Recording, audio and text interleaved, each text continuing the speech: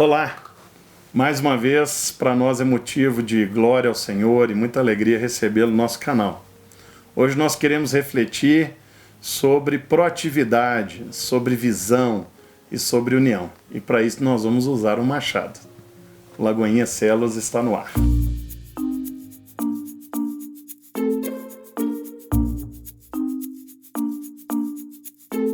Bom, existe uma passagem no ministério de Eliseu que ilustra bem o caráter que ele tinha e quão inspirador ele era.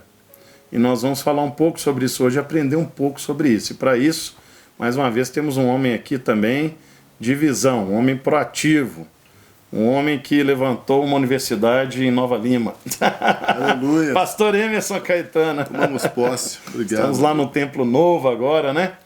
E sempre tem um Templo Novo, tem muita obra, né? É verdade. E aqui nós temos um momento também em que o profeta entendeu que tinha que aumentar o espaço. Né? E é tão providencial que seja o pastor Amém. a refletir sobre essa lição, porque eu creio que você está vivendo um momento semelhante. É verdade. E eu tenho certeza que você vai contribuir muito hoje para isso. Amém. Mas antes vamos ler o texto em 2 Reis, capítulo 6, versículo 1 e 2. O texto diz assim, versículo de número 1 do capítulo 6. E disseram os discípulos dos profetas a Eliseu: Eis que o lugar em que habitamos contigo é estreito demais para nós. Vamos, pois, até o Jordão. Tomemos de lá, cada um de nós, uma viga, e construamos um lugar em que habitemos. Respondeu ele: Ide. Excelente. Eu creio que o senhor, pastor, está vivendo... Não sei quando você vai entrar nesse vídeo, né? Mas nos dias de hoje, né? Dia 2 de setembro de 2016. Nós temos vivido dias gloriosos ali em Nova Lima, onde chegou esse momento, né? Que está estreito demais, a igreja está estreita demais, e então cada um tem que ir lá pegar uma viga, literalmente, uma viga para levantar um espaço novo, maior, para receber pessoas. Aqui nós temos 3 elementos que eu quero que você comente e traga um pouco dessa vivência que você está passando, que é a visão, a proatividade e a unidade. São elementos que estão em volta desse processo de expansão de um ministério. Amém. Olha, pastor Richard, realmente, quando eu comecei a meditar nesse texto aqui, não somente hoje, isso tem feito parte do meu devocional que eu tenho compartilhado com os irmãos ali em Nova Lima já há algum tempo. Porque a visão, como você mesmo acabou de dizer, a Bíblia diz que os nossos olhos, né, que os olhos são a janela da alma. E nós temos entendido que Deus nos levou para aquele local ali, especificamente em Nova Lima, não somente para sermos influência no bairro, mas na cidade. E aqui, os discípulos aqui, é tão interessante que eles estavam próximos a um homem de visão, que era Eliseu. Nós temos exemplos anteriores onde Eliseu caminhava com um dos discípulos dele, que no momento de crise, ele viu a dificuldade porque os olhos dele estavam fechados, e Eliseu orou para que Deus abrisse os olhos de Geazi. E nesse momento nós percebemos que os discípulos de Eliseu, esses aqui, eles tinham uma visão ampla, eles percebiam que o lugar onde eles estavam já não os cabia e eles tinham muito potencial para ir além. Mas é tão interessante quando você falou, e o texto fala aqui também sobre a proatividade, porque eles entendiam que o local era pequeno para eles entendiam que eles tinham potencial para ir além, mas eles também disseram assim, vamos fazer. Eles não pediram o profeta para fazer. Eles entendiam que era necessário. Eles não jogaram a responsabilidade para o líder, só que cada um vai pegar uma viga. Justo, eles entendiam que eles precisavam cooperar com aquilo. Eles não iam fazer debaixo de desobediência, não iam fazer de qualquer jeito, mas eles estavam dispostos a pôr a mão na massa. E nós temos visto, eu tenho desfrutado isso muito no meu ministério, no ministério que Deus tem me confiado, porque aqueles que Deus tem me confiado para estar perto de mim, em qualquer lugar, aqui na Lagoinha, em todos os lugares, têm sido pessoas que têm aprendido sobre a importância de pôr a mão na massa, de fazer. E eles disseram aqui, vamos até lá. Então eles eram proativos. E é interessante, todas as vezes que você vai desenvolver uma visão, a visão ela vem em seguida de muito trabalho, né? Precisa de todos. Tem que ter unidade. Nós percebemos que, literalmente, os discípulos aqui, eles poderiam ser, entre aspas, o cabo, mas eles precisavam do machado. E eles falaram, eu preciso de você conosco, mas nós queremos estar lá para trabalhar. E quando nós percebemos aqui a unidade, é tão interessante porque você falou sobre a visão, falou sobre a proatividade, deles anteciparem os problemas, saber que teria dificuldade, mas eles estavam ali para ser resposta junto com Eliseu. Mas é tão interessante que eles falaram assim, nós queremos que você esteja conosco. Isso. Vem conosco. Quantas vezes nós encontramos no decorrer da caminhada pessoas que às vezes eles começam a caminhar junto e Deus usa ali a liderança para começar a influenciá-los positivamente, para que haja crescimento, e de repente eles querem andar sozinhos.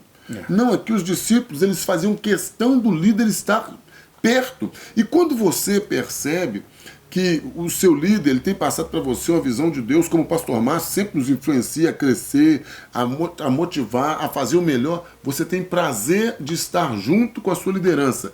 Eliseu, ele quis estar ali com os discípulos, porque ele poderia ter falado, não, eu já terminei minha obra, então ele falou assim, eu vou. E eles falaram assim, nós fazemos questão que você esteja. Quando nós vemos hoje na liderança de célula, é muito importante que tanto o líder, como o supervisor, o superintendente, os pastores de áreas, eles entendam que a presença da sua liderança perto, além de ser uma honra, é um privilégio. Porque quando você está fazendo algo debaixo de uma visão correta, você não tem que fazer nada escondido da sua liderança. Verdade. Não é mesmo? É verdade. E quem põe a mão na massa e não para de crescer é a Priscila Marques, que vai trazer para a gente agora uma dica preciosa de quebra-gelo para sua célula. Vai daí, Pri. Obrigada, pastor, mais uma vez, né? Então, pessoal, esse quebra-gelo de hoje, essa dinâmica, vocês já devem conhecer. É uma dinâmica que já existe e eu adaptei para essa lição. A gente vai precisar de um balão para cada pessoa da célula. E cada um vai encher o seu balão e todos ao mesmo tempo vão jogar os balões para o alto, e aí todos ali vão ser responsáveis por não deixar balão nenhum cair no chão. Então todos vão ter que estar ali batendo nos balões para eles subirem de volta, todos.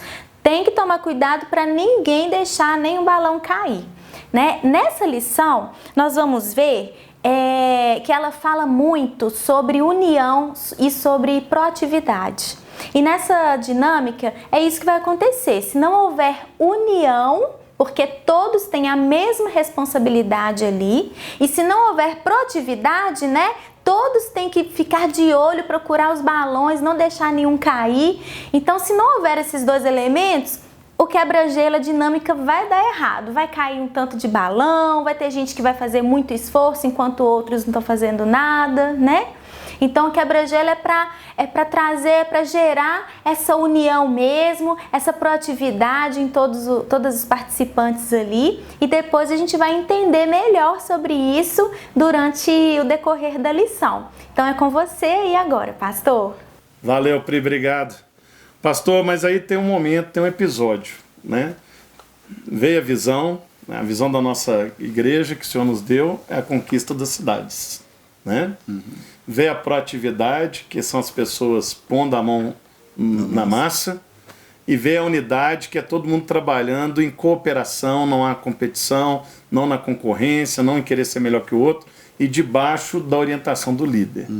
Mas aí, de repente, a ferramenta mais importante, que era o machado, um dos profetas deixa escapulir e cai no rio. E na vida também, mesmo em sintonia, em unidade, muitas vezes vão surgir situações que parecem que vão atrasar o processo, barrar o processo, mas de repente, nosso querido profeta Eliseu quebra as leis da física, o machado é mais denso que a água, tinha que afundar, e o machado flutua, né? Eu já até dei aula disso, aula de química, sobre densidade, usando o exemplo do machado de Eliseu. Que realidade nós podemos trazer disso para a realidade da igreja e da célula hoje? Para mim, esse texto ele é mágico, porque, entenda bem, quando eles foram debaixo de obediência, eles estavam cumprindo uma missão, igual quando você vai para a célula, seu líder te envia, tudo direitinho, só que tem um porém. Os hipercílios, os problemas, estão sujeitos a acontecer em qualquer lugar na célula. Mas quando você sabe quem te enviou, você sabe que se o problema surgir, você vai voltar para pedir orientação. Exatamente. Eles poderiam ter feito como num momento passado, quando Eliseu ele deu uma missão para um jovem e o outro saiu correndo, foi lá e trouxe um veneno e não prestou conta. Nesse caso aqui não. Os discípulos vieram e prestaram conta. Eles falaram assim, olha, caiu o machado, nós sumiu. O que nós vamos fazer? Era emprestado, né? Era emprestado. Mas por que é tão interessante também essa questão de ser emprestado, pastor? Porque os dons e talentos que Deus nos confia, eles pertencem ao Senhor. Um dia nós vamos prestar conta de tudo aquilo que Deus tem nos confiado. Mas quando você tem referência, um filho não pode ter medo de chegar diante do pai e falar que errou. Um liderado, ele não pode ter medo de chegar diante do seu líder e falar com ele, olha, eu estava fazendo com a melhor das boas intenções, mas deu ruim. E o mais interessante, quando ele pergunta, Eliseu fala assim, onde caiu? A própria palavra do Senhor, ela nos mostra sobre os recomeços e a Bíblia diz, lembra-te, pois, onde? Onde eu preciso ser responsável pelas minhas ações. Isso. Eu preciso entender que eu preciso avaliar se eu estava trabalhando e de repente a cunha do machado não estava bem encaixada, ou seja, aquilo que eu estava fazendo, em algum momento passou algo despercebido e eu ter maturidade para chegar diante do meu líder, do meu supervisor, do meu pastor diário, do meu pastor e falar, aconteceu uma situação, mas eu estou aqui porque eu te reconheço como autoridade e eu gostaria de saber a direção. Então isso é muito importante para nós. A vontade de Deus é que a sua célula cresça, que sua casa fique estreita. Eu lembro que logo que eu casei, eu abri minha casa para a célula. Era uma casa pequenininha e a célula foi crescendo, ficando apertado. E aí eu falei assim, Senhor, eu preciso de uma casa maior. E Ele me deu uma casa 4 vezes maior. Glória a Deus. Ele me deu, foi um presente, né? Um milagre. Então a vontade de Deus é que você multiplique, Amém. Cresça, estabeleça um ministério sadio e frutífero. Amém. Então que você se inspire na história desses profetas para que isso seja uma realidade na sua célula. Amém. E você que não está em célula, deveria estar para experimentar essa experiência também. Então liga para o número que aparece na sua tela agora, que nós vamos te indicar a célula bem perto da sua casa, ou até se desejar a célula ser na sua casa, você se tornar um anfitrião de célula. Queria agradecer mais uma vez ao pastor Emerson, desejar toda sorte de bênçãos nessa nova etapa de Nova Lima e falar que estou à disposição para ir lá um dia, dar uma palavrinha também. Certamente, vai influenciar. E você que é de Nova Lima e região, visita, fala o endereço aí, você sabe de qual endereço? Uma referência? Agora, a melhor referência fica na rodovia MG30, bem na rotatória que antigamente chamava rotatória do supermercado BH. Agora é a rotatória da Igreja Batista Lagoinha. Opa, então já pegou. Você já sabe onde é. Então dá uma passada lá que nós vamos te receber de braços abertos. E o Lagoinha Células fica por aqui. A gente se vê semana que vem, se Deus assim permitir. Um grande abraço.